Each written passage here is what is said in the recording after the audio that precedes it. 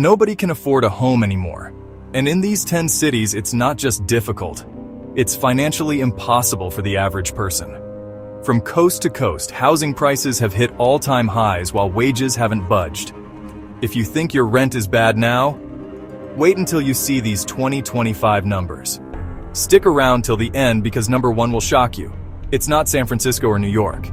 This is why nobody can afford a home in 2025. Welcome to Real Estate World, where we break down the housing market, real estate trends, and what's really happening with home prices so you can make informed decisions about your financial future. Here's the hard truth. In 2025, housing affordability has reached crisis levels. 74.9% of U.S. households unable to afford a median-priced new home in 2025, according to NAHB's latest analysis. Nobody can afford a home in most American cities. Nearly 60% of U.S. households are unable to afford a $300,000 home, and a record-high 22.6 million renter households are cost-burdened. When we say homeownership is out of reach, we're not exaggerating. It's reality for most working families. These are the cities where housing costs have spiraled completely out of control. But what does unaffordable actually mean? Housing experts define affordability as spending no more than 30% of your income on housing costs. When housing becomes unaffordable, families are spending 40%, 50%, even 60% of their income just on shelter. This isn't just about buying homes. When purchasing is impossible, rental prices skyrocket too. In these expensive cities, even renting becomes impossible for middle-class families. Number 10. Atlanta, Georgia housing costs continue climbing in 2025. Average home, $480,000. Former affordable southern city now pricing out locals. Atlanta used to be the place people moved for affordable living. Not anymore. Tech companies relocating from California brought high-paying jobs, but they also brought California housing prices. Teachers, firefighters, and retail workers, the backbone of any city, are getting completely priced out. The median household income is $69,000, but you need $120,000 to afford that median home. When home ownership becomes impossible, entire professions get priced out of the communities they serve. Number 9. Phoenix, Arizona. Post-pandemic housing boom continues. One of the widest gaps between income and home prices. The desert is no longer affordable. Phoenix was supposed to be the affordable alternative to California. Instead, it became another unaffordable city. California refugees brought cash offers that locals couldn't match. Now, Phoenix natives are becoming refugees themselves, searching for cities where housing is still reasonable. Average home prices jumped 40% since 2020. When buying becomes impossible, families start living in RVs, doubling up with relatives, or simply leaving the state they've called home for generations. Number 8. Nashville, Tennessee. Music City's tech boom continues. First-time buyers completely priced out of the market. Nashville's transformation from music town to tech hub created a perfect storm of unaffordability. Amazon, Oracle, and other tech giants brought high-paying jobs, but they also brought housing speculation that priced out everyone else. Musicians who made Nashville famous can't afford to live where they work.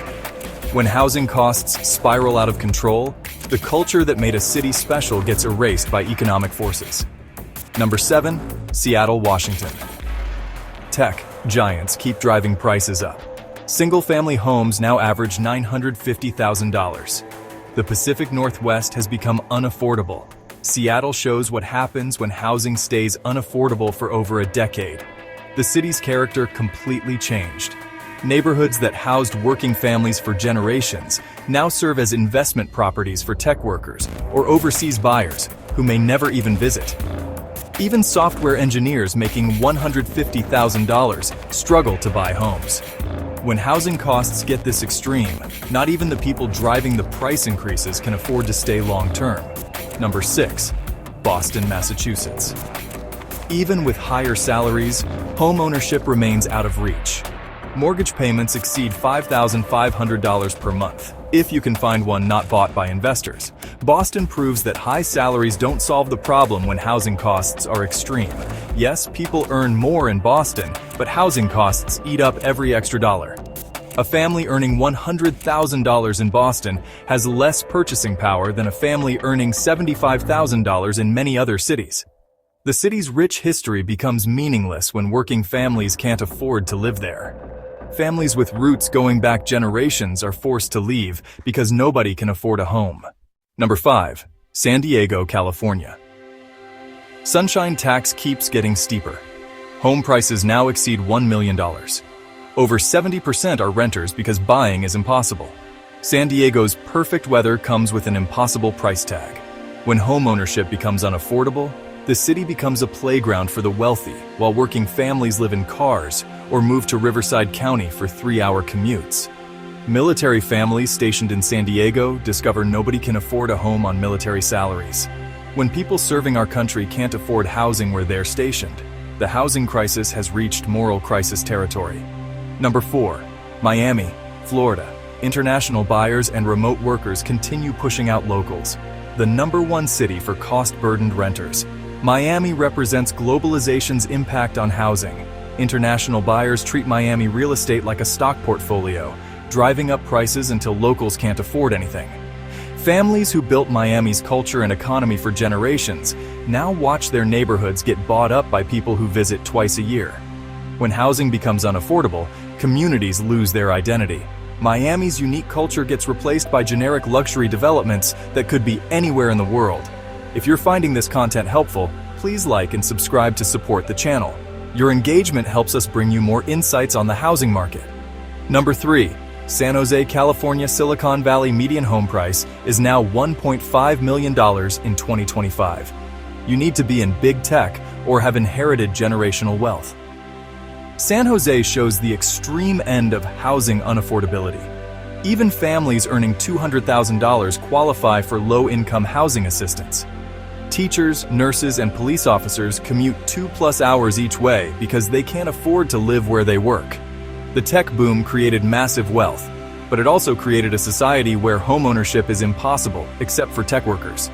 Essential workers simply can't exist in Silicon Valley anymore. Number 2. Los Angeles, California. The affordability gap widened in 2025. Young people now 4 times more likely to live with family because of housing costs. Los Angeles housing costs destroy the American dream. Young adults with college degrees and professional jobs live with parents because they can't afford their own place. The average age of first-time homebuyers jumped to 38 because buying earlier is financially impossible. When housing becomes unaffordable, family formation gets delayed, birth rates drop, and the entire social structure changes. LA shows how housing costs reshape society itself. Number 1. Austin, Texas. The biggest shock of 2025. Tech boom acceleration means over 60% of households are now priced out. Texas affordability is officially dead. Austin's transformation shocks everyone because Texas was supposed to be affordable. The Don't California My Texas movement failed. California companies and workers brought California housing prices to Texas. Austin proves that housing becomes unaffordable anywhere when speculation and investor money dominate local markets. Even in Texas, with its pro-business policies and available land, nobody can afford a home when market forces run unchecked. 3 reasons prices rise even when housing is unaffordable for most people. 1. Supply is frozen. Homeowners don't want to sell when they locked in 2 to 3% mortgage rates.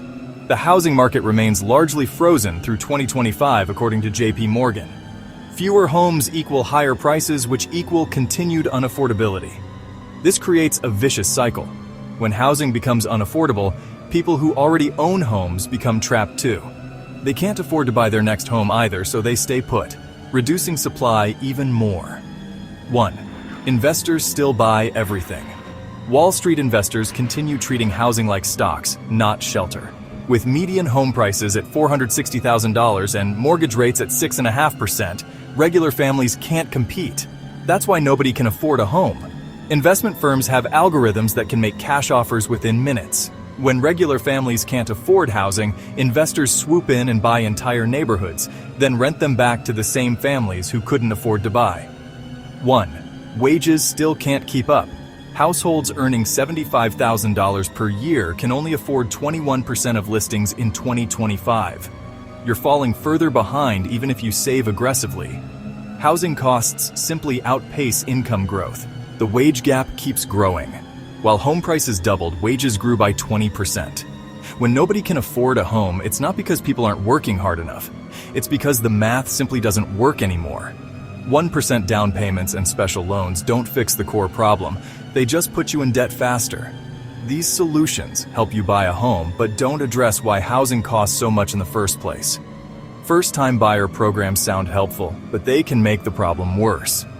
When housing is already unaffordable, adding more buyers to the market with easy credit just drives prices higher. The real question isn't how to buy when costs are extreme. It's why housing costs so much in the first place. Rent-to-own schemes and shared equity programs pop up when markets become unaffordable. But these often trap families in complex financial arrangements that benefit investors more than homebuyers.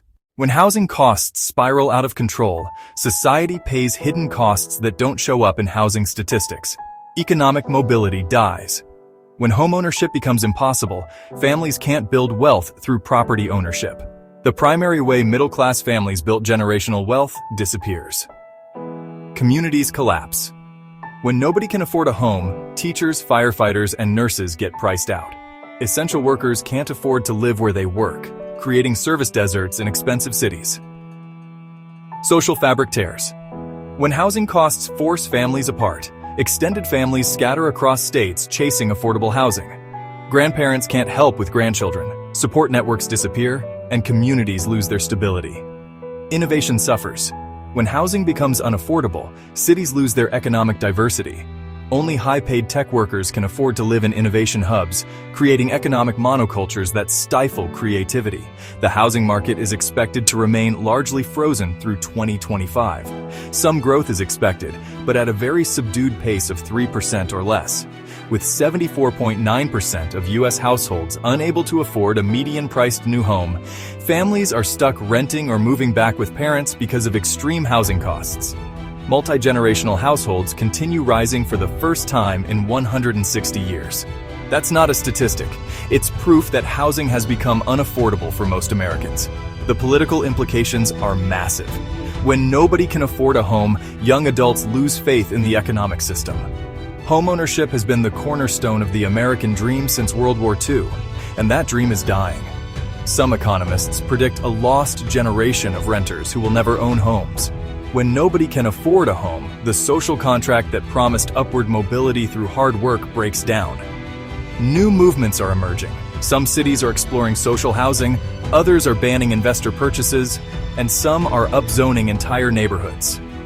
The question is whether these changes will come fast enough to help families priced out of their own communities. So, if you're wondering why nobody can afford a home, just look at these 10 cities where the average person is completely priced out. If you're in one of these cities, drop a comment. What's rent or home prices near you? Are you struggling with housing costs too? The housing crisis affects everyone, even if you already own a home. When nobody can afford a home, your community changes, your property taxes rise to fund services for displaced families, and your own children face a future where they can't afford to live where they grew up. Like, subscribe and hit notifications for Real Estate World. I break down housing affordability and real estate trends every week, so you don't fall behind. Next week, we're diving into the cities where you might still be able to afford a home, if any still exist.